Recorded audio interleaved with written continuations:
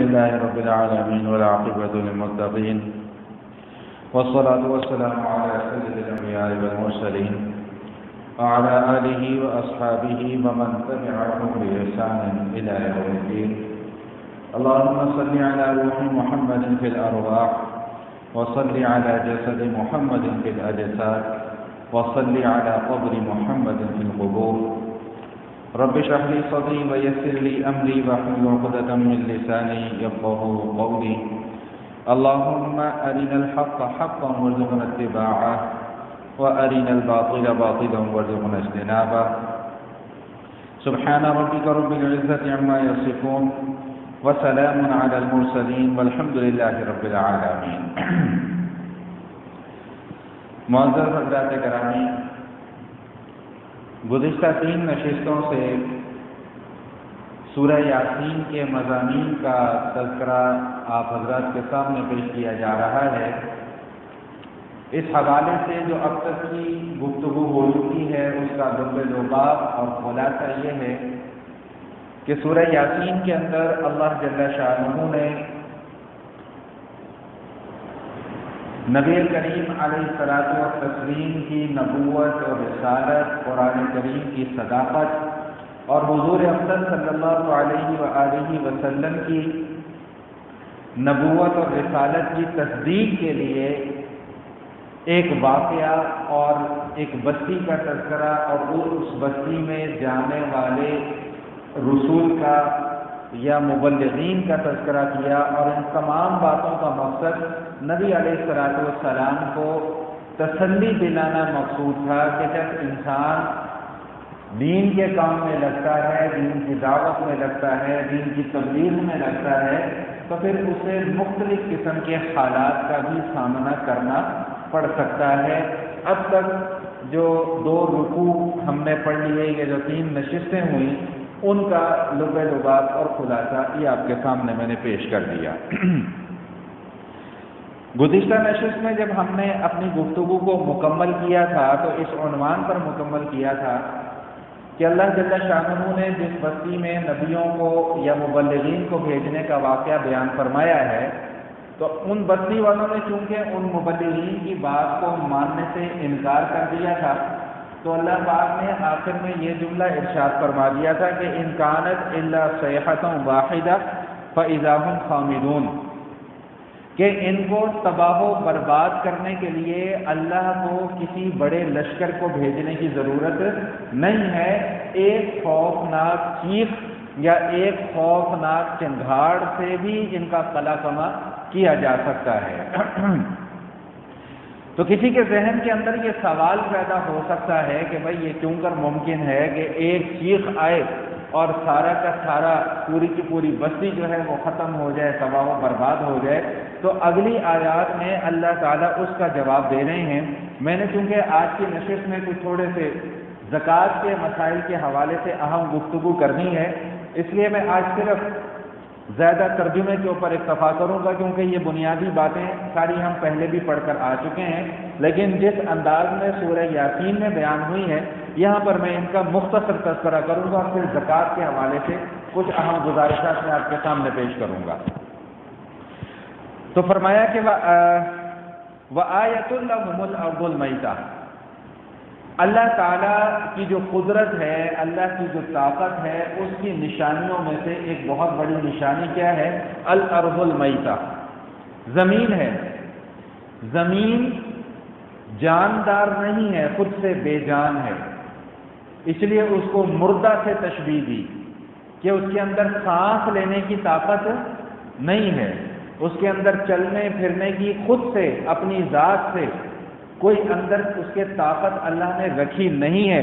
لیکن اس کے باوجود ہوتا کیا ہے کہ احییناها واخرجنا منها حبا فمنه یاکلون، ہم اس مردہ زمین کے اندر جان پیدا کر دیتے ہیں، اور جب ہم اس کے اندر جان پیدا کر دیتے ہیں تو واخرجنا منها حبا، پھر اس کے اندر سے دانے پھوٹتے ہیں، اس کے اندر سے نباتات پھوٹتی ہیں، اور ایسی نباتات پھوٹتی ہیں کہ منها یاکلون، تم ان کو کھاتے بھی ہو، پیتے بھی ہو، ان سے اپنی ضروریات زندگی کو پورا بھی کرتے ہو.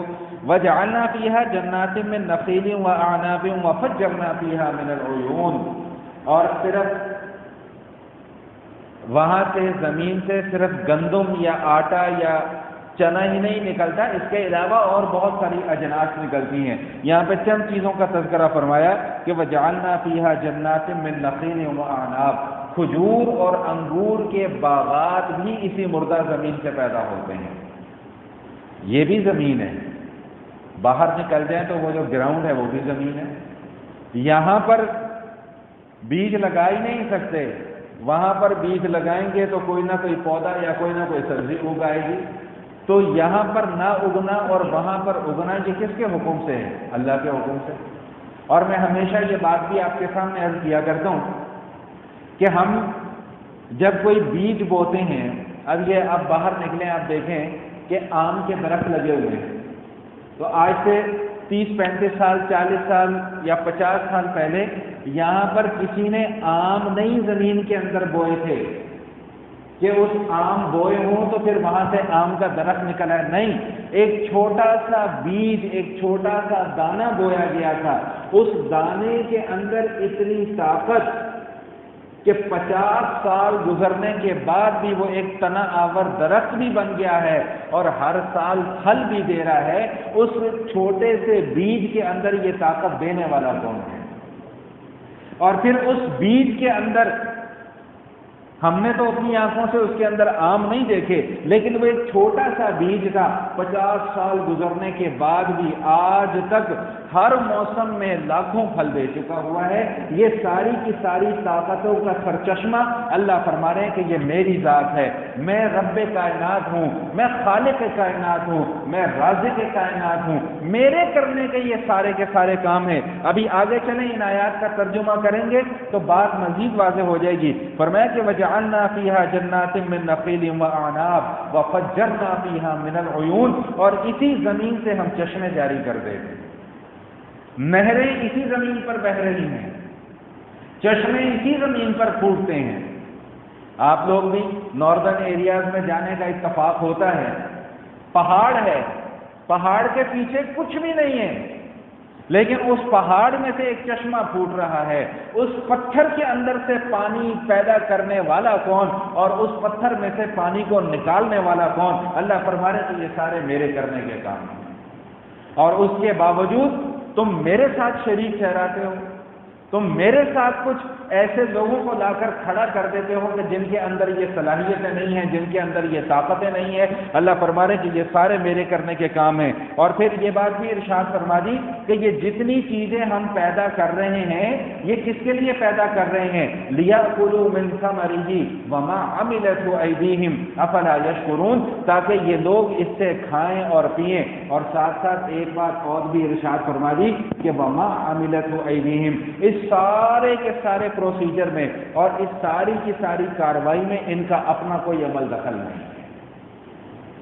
انہوں نے صرف اتنی محنت کی ہے کہ زمین کے اندر ہل چلایا ہے اور بیج بویا ہے اور پانی لگایا ہے. اس بیج کو پودے کی شکل میں تبدیل کرنا، اس پودے کو درخت کی شکل میں تبدیل کرنا، اس درخت میں پھل کا لگا دینا. اللہ فرمانے کہ وما عملت ایدیہم، یہ تو ان لوگوں کے بس کا کام ہی نہیں تھا، یہ تو میرے کرنے کا کام تھا اور میں نے یہ کام کر کے دکھایا. اللہ فرمانے کہ اب بھی تم لوگوں کو میری قدرت کا یقین نہیں آتا.